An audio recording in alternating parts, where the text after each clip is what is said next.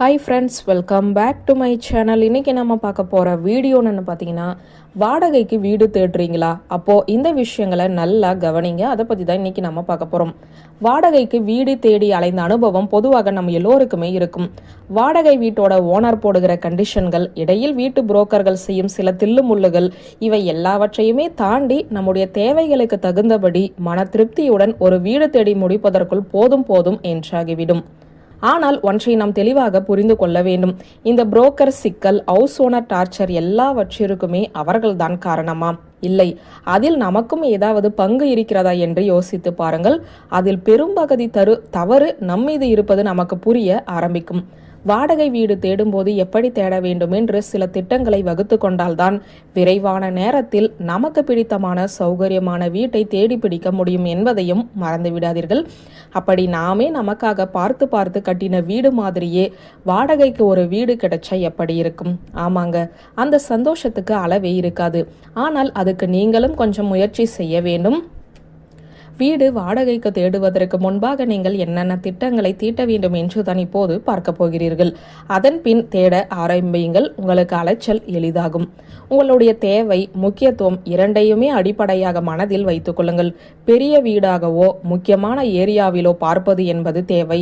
அலுவலகம் அல்லது குழந்தைகளின் பள்ளிக்கு அருகில் என்று தேடுவது அத்தியாவசியமும் சௌகரியமும். ஆனால் இரண்டையுமே சமாளிக்கும் வகையில் உங்களுக்கு என்னென்ன முக்கியத்துவம் இருக்கிறது என்று யோசித்து ஒரு லிஸ்ட் தயார் செய்து கொள்ளுங்கள். நீங்கள் வாடகைக்கு பார்க்க போகும் வீட்டை யார் சமீப காலங்களில் பராமரிக்கிறார்கள் என்று தெளிவாக விசாரிக்க வேண்டும். சில வீடுகளில் ஹவுஸ் ஓனரே பராமரிப்பார். சில வீடுகளின் உரிமையாளர்கள் கொஞ்சம் தூரத்திலோ அல்லது வெளிநாடுகளிலோ இருப்பார்கள். வேறு யாரிடமாவது பொறுப்பை ஒப்படைத்து சென்றிருப்பார்கள். அந்த விஷயங்களையும் விசாரித்து கொள்ள வேண்டும். அப்பார்ட்மெண்ட் அல்லது காம்பவுண்ட் வீடுகள் என்றால் அக்கம் பக்கத்தில் உள்ளவர்கள், இது என்னுடைய ஏரியா, இங்கு நான் தான் துணிக்காய போடுவேன், கார் அல்லது 2 வீலர் பார்க் செய்யும் இடம் என அத்தனையும் பஞ்சாயத்தாகவே இருக்கும்.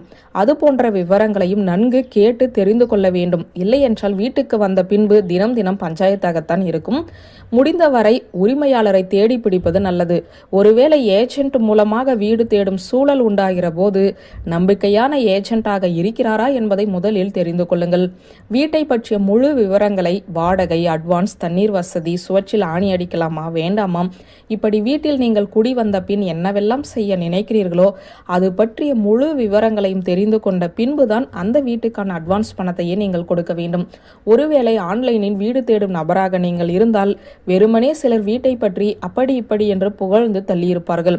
அதில் கூறப்பட்டிருக்கும் ரேட்டிங்கை வைத்து மட்டும் முடிவு செய்யாதீர்கள். ஏனென்றால் ரேட்டிங் என்பது வீட்டு உரிமையாளரை குடும்ப உறுப்பினர்கள், உறவினர்கள், நண்பர்கள் ஆகியோரிடம் கேட்டு பதிவிடச் சொல்லியிருக்கலாம். அதனால் ஒரிஜினல் புகைப்படங்கள் அப்லோடு செய்திருந்தால் அதை நன்கு கவனியுங்கள். புகைப்படங்களில் ஒவ்வொரு அறையும் எப்படி அமைக்கப்பட்டிருக்கிறது என்று பாருங்கள். உங்களுக்கு அந்த வீடு சௌகரியமாக இருக்கும் என்று தெரிந்தால் மட்டுமே நேரில் ஒரு விசிட் அடிங்க. இல்லை என்றால் விட்டு அடுத்த வீட்டை தேட ஆரம்பிக்கலாம். அதை விட்டு பார்க்கும் எல்லா வீட்டுக்குமே நேரில் சென்று பார்வையிட்டு கொண்டிருந்தால் உங்களுடைய நேரம் வீணாவதோடு வீண் அலைச்சல் தான் உருவாகும். அதனாலேயே சிலர் இப்போதைக்கு ஏதாவது ஒரு வீடு கிடைத்தால் போதும் என்ற முடிவுக்கு வந்து விடுகிறார்கள். வீட்டு உரிமையாளர்கள் எப்போதுமே வாடகைக்கு குடியிருப்பவர்களுக்கு சில கட்டுப்பாடுகளை விதிப்பார்கள். இதை செய்யக்கூடாது, அதை பற்றி தெளிவாக விசாரித்துக் கொள்ளுங்கள். முக்கியமாக அக்ரிமெண்ட் விஷயத்தில் முழு கவனமாக இருங்கள்.